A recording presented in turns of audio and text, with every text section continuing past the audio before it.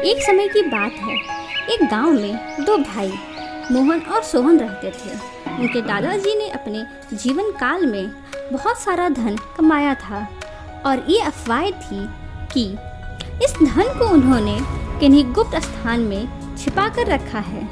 दादाजी की मृत्यु के बाद यह रहस्यमय धन गांव वालों के बीच बड़ी चर्चा का विषय बन गया। अरे भाई, सुना है ये मोहन सोहन के दादाजी के पास बहुत सारे धन थे। अच्छा, सुना है कहीं गुप्त जगह छुपा के रखे हैं। मोहन और सोहन दोनों के दिलों में इस धन की खोज की तीव्र इच्छा थी, लेकिन स्वभाव से दोनों बहुत ही अलग थे।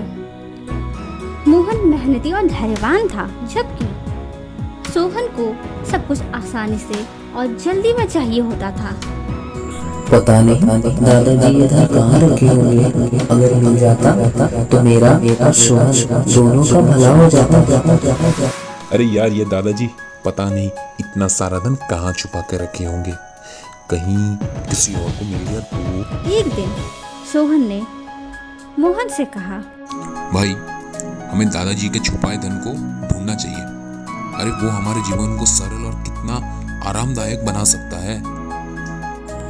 मैं भी यही सोच रहा था। हमें वो धन ढूंढने के लिए गांव के पुराने लोगों और दादाजी के मित्रों से मिलना चाहिए। अरे नहीं भाई, ऐसे में तो हमें सबको धन बांटना होगा। रहने दो, मैं खुद ही ढूंढ लूंगा।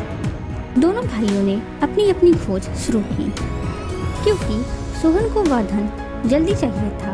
इसीलिए उसने कुछ ही दिनों में खोज त्याग दी। क्या पता दादाजी धन रखे थे भी या नहीं। और मोहन ने अपनी खोज जारी रखी। उसने गांव की बुजुर्गों से बात की, अपने पिताजी के पुराने दोस्तों की शरण ली और पुरानी किताबों और नक्शों की गहराई से जांच की।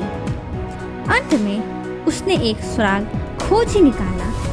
एक पुरानी किताब में एक कविता थी जिसमें धन को ढूंढने का संकेत था। कविता कुछ इस प्रकार थी। जहाँ पूरब में सूरज नमस्कार करता और पीपल की छाया नीचे समाधि पर पड़ता, वहाँ खोदो और देखो तुम क्या पाते हो। पापा की दौलत तुम्हारे इंतजार में सोती हो। मोहन ने तत्पर होकर पूर्व की दिशा में स्थित पीपल के पेड़ को खोजा, जिसकी छाया समाधि पर पड़ती थी। उसने उस स्थान की खुदाई शुरू कर दी और एक विशाल संदूक पाया, जिसमें सोने के सिक्के, जवाहरात और कीमती पत्थर भरे हुए थे। उसने इसे सोहन के साथ बांट लिया, जो कि उसकी इस सफलता पर हैरान था। ये लो सोहन, तुम्हारा हिस्सा। की मेहनत, धैर्य और बुद्धिमत्ता ने उसे वह धन दिलाया, जबकि सोहन को उसकी आलस्य और अधीरता ने निराश किया। तो दोस्तों, हम इस कहानी से क्या समझते हैं? इस कहानी से हमें यह शिक्षा मिलती है कि धैर्य और निरंतर प्रयत्न से ही सफलता मिलती है।